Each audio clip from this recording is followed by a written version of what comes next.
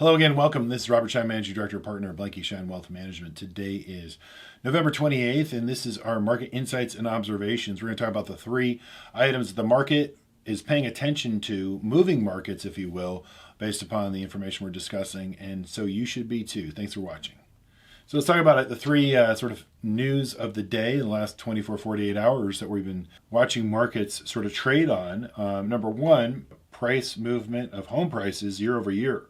We're also going to talk about the falling treasury yields and maybe the impact on interest rates and the S&P 7. That's the Magnificent 7.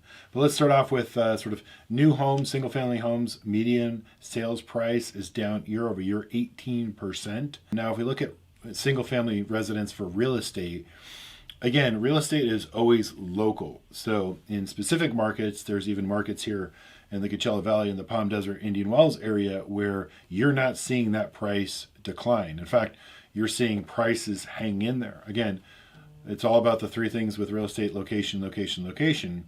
But across the country, there are areas that have been overbought and sort of overbuilt. And so now you're seeing that demand sort of back away. And there's some areas that were super hot post-pandemic, and now we're seeing the impact of 8% mortgage rates and demand cooling. So we're seeing the ultimately year-over-year prices of some homes decline. So there is an opportunity out there if you're in the real estate market, depending upon those that are in the market that are selling and those that are in the market that are buying, a deal that can be made. And now is a good timing. I wouldn't wait too long because, as you've seen, this is a chart going back even back to the 1970s. 1970s, we're even below that month-over-month decline. We haven't even seen sort of a year-over-year decline like that, even going back to 2008 and the great financial crisis back here.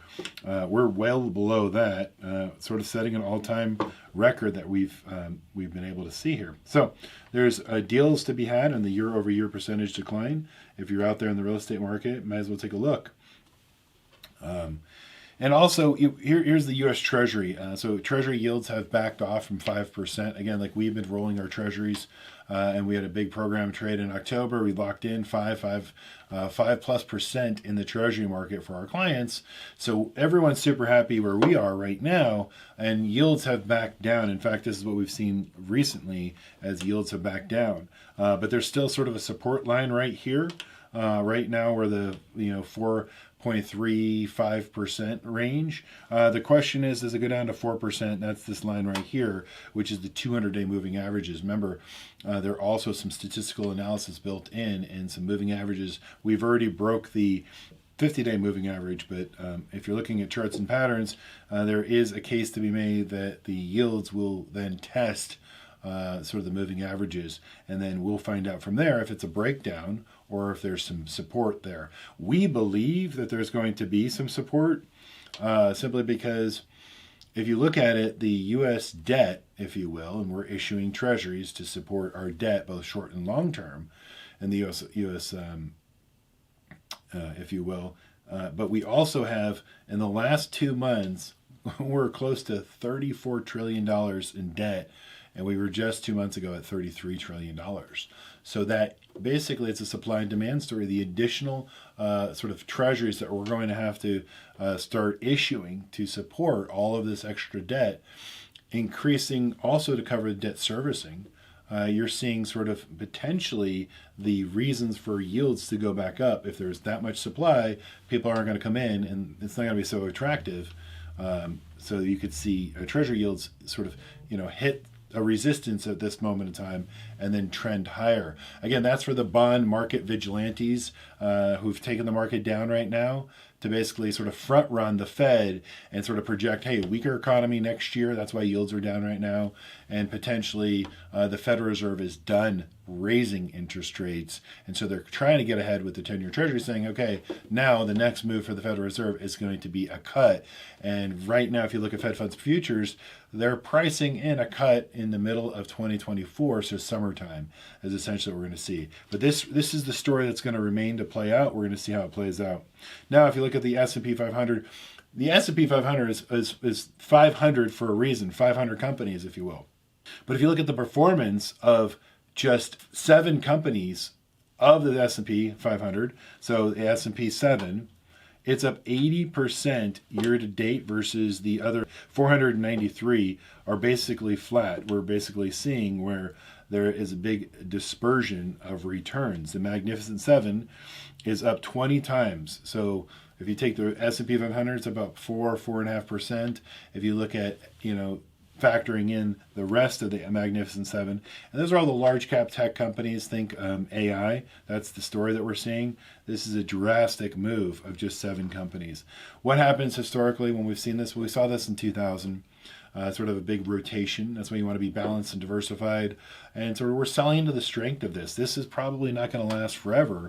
And there's going to be sort of a divergence. And this will sort of start coming back together. Therefore, all we see here is tremendous value down here. And there's other sectors besides technology that hasn't participated in the rally. So that means there's obviously some pharmaceutical companies, big pharma, and a few others in the dividend growth space. Value versus growth still has to play a catch up. We've seen historically reversals heading into recessions. So we have a potential recession on the horizon. You could see a reversal here in terms of sort of the outperformance won't continue and last forever. But that's what we're watching. That's what the markets are moving on. We're seeing that play out. We're also seeing a FOMO trade play out, fear of missing out. Keep in mind there's a lot of portfolio managers in Wall Street, a lot of institutional or individual investors that have put too much cash in the sidelines. And so they're seeing the month of November, which is one of the best months that we've seen, I think, going back to the 1960s for the month of November in terms of up in percentage terms as we close out this month of November.